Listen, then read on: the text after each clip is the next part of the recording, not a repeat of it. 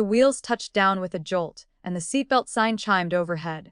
My phone buzzed in my lap, the notification glowing like a tiny beacon of hope. I'd sent the message just before we landed. Flight lands at 2:30 p.m. Can you pick me up? It wasn't a plea, just a simple question to my only son after 14 hours in the air from Lisbon, where I'd just buried my sister Arvella alone. The reply came before I'd even unbuckled my seatbelt. Figure it out, Mom. How was the flight? No, are you okay? Not even a half-hearted excuse. Just 4 words, flat and cold, like someone snuffing out the last ember of a dying fire. I sat there while other passengers reached for their bags, my bones aching from the long flight, my heart heavier than my luggage.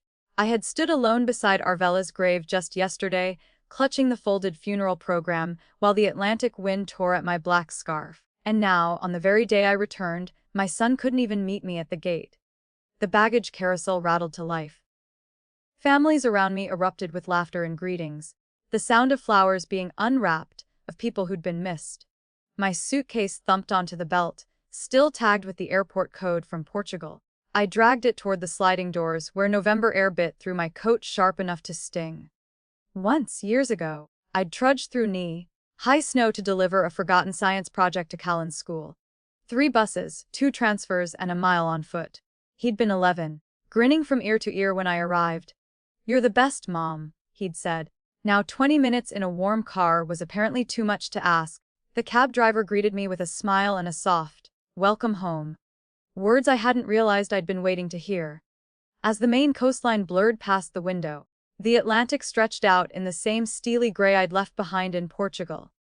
By the time we pulled into my street, I knew this wasn't just about the airport. It was about something that had been breaking for a long time. My cedar-sided house sat quietly by the harbor, the wind carrying the familiar scent of salt and seaweed. I let myself in, the familiar creak of the door hinge greeting me like an old friend. Inside, everything was exactly as I'd left it. Neat, still, waiting. Since retiring 5 years ago, my life had been steady and small, tending the rosemary and thyme in my garden, knitting blankets for the shelter, filling in at the community clinic when they were short-staffed. It wasn't glamorous, but it was mine. For most of those years, Colin had been my pride. I'd raised him alone after Pierce's heart attack when Colin was just 14. No student loans, no unpaid bills, no indulgence for myself that came before his needs. I believed we were bound by something unshakable, shared grief, shared survival. But over the last year, he'd started slipping away. Sunday dinners became, maybe next week. Phone calls turned into texts. When he did visit, it was with a distracted air, his mind clearly somewhere else, usually with Thalia, the woman he'd been seeing. I told myself it was natural. Adult children building their own lives. Still, there had been moments, quick and almost invisible, where I caught a flicker of irritation in his voice, like my presence was an interruption. The next morning, I met Beatrix at the cafe by the harbor. She'd been my friend since before Colin could walk. The kind of person who noticed things even when you tried to hide them. We sat by the window with our coffee mugs, the glass fogging in the November chill. "So he didn't come to pick you up?" she asked gently, as if easing into cold water. I tried to shrug it off. "He was busy." Beatrix didn't smile.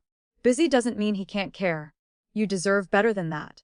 Her voice was steady, but her eyes searched mine, weighing whether to say more. Then she slid her phone across the table. On the screen was a photo from the previous afternoon, Colin on a rooftop bar in Portland, drink in hand, the sun catching his grin. The caption read, "Living the good life." The image seemed to hum in my ears.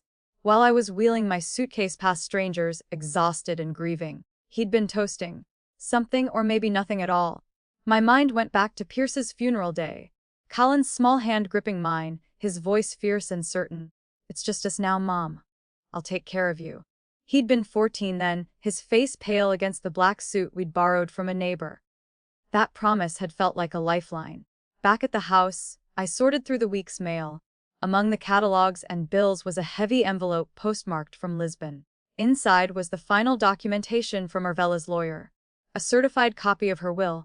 I sat at the kitchen table, running my fingers over the embossed seal. It was all there in black and white: the stone house in Faro, a sizable savings account, and most surprising, 40% ownership of a seafood export company based here in Maine. Assets I hadn't expected, given our conversations over the years.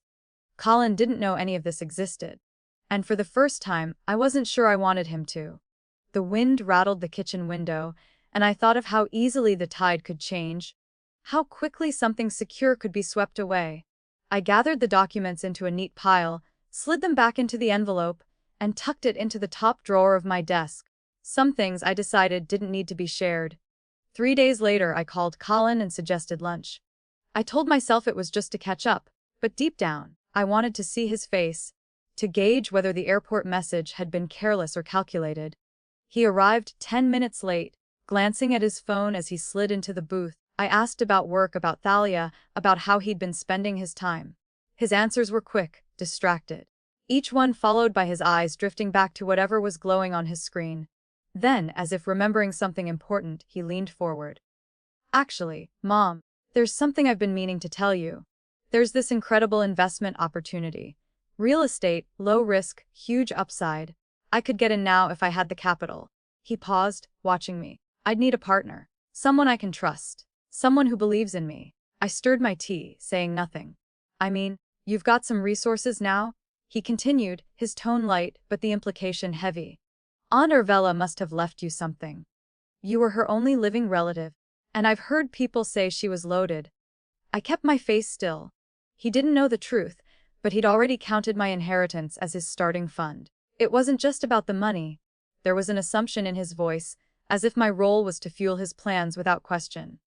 I changed the subject, asking about Thalia again. He answered vaguely, checked his watch, and said he had a meeting downtown.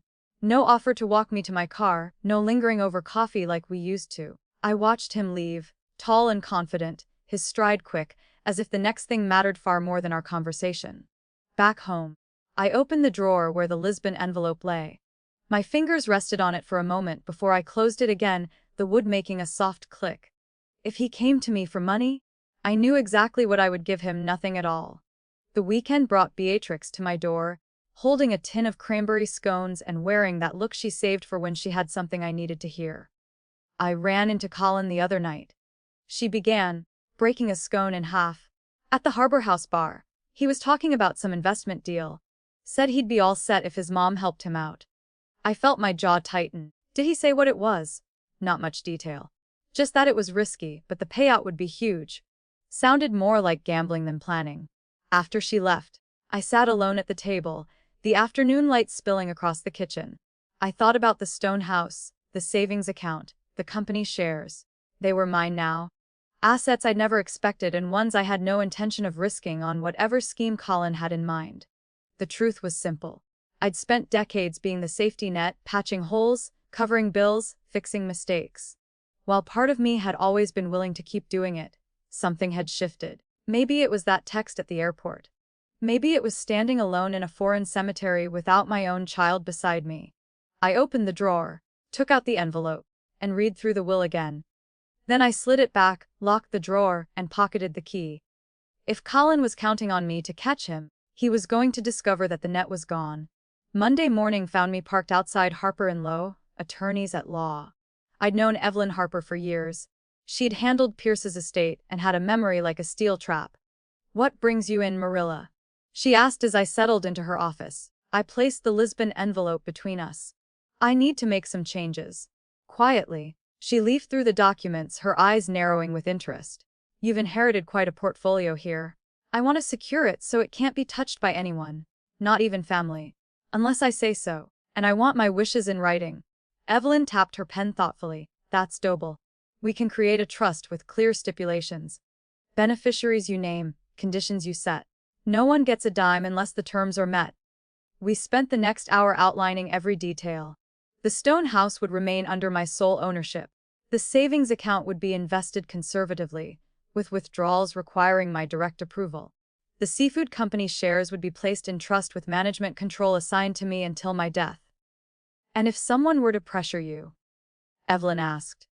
"They'll find I have nothing to give them," I said evenly. By the time we finished, the plan was airtight. Evelyn promised the paperwork would be ready within the week, and she'd store the originals in her vault. I left her office with a lightness I hadn't felt in months. Not joy exactly, but the steadiness that comes from knowing you've taken control. It was late Thursday afternoon when my phone rang. Callan's name lit the screen. For a moment, I considered letting it go to voicemail, but something in me wanted to hear his voice. Wanted to know how he'd approach it. "Hey, Mom," he began, his tone overly bright. "Got a minute?" I said, keeping my voice neutral. He launched into small talk. Work had been crazy. Thalia's parents were visiting, the weather had been unusually warm. Then came the pivot. "So, remember that investment I mentioned? It's moving fast. I've got the chance to lock it in tomorrow, but I'm just short on funds. If you could front me something, just for a few months, I'd pay you back as soon as the returns hit." "How much is something?" I asked. "Around 40. He said casually, as if 40,000 were pocket change. "It's a guaranteed flip, practically free money." I let the silence stretch between us, listening to the gulls cry outside my window. "Mom, you there?" "I'm here," I said quietly. "And the answer is no." The pause that followed was so long I thought the call had dropped. "What do you mean, no?" His voice had lost its brightness. "I mean, I won't be giving you money for this investment. Or any investment. But, Mom, this is huge. This could set me up for life. I thought you'd want to help me succeed." "I've been helping you succeed for 28 years?" I said, my voice steady as the tide. "I think that's enough. Are you serious right now? After everything you've what?" I interrupted. "After you couldn't pick me up from the airport when I came back from burying my sister. After you've barely called in months. After you showed up for lunch only to ask for money." The line went quiet except for his breathing. "I raised you to be better than this, Colin. But I can't make you choose to be better. That's up to you. So that's it. You're just going to abandon me." The word hit like a slap. I thought of all the times I'd put his needs before my own, all the sacrifices I'd made without question or resentment. "No," I said softly. "You abandoned me first. I'm just finally letting the tide go out."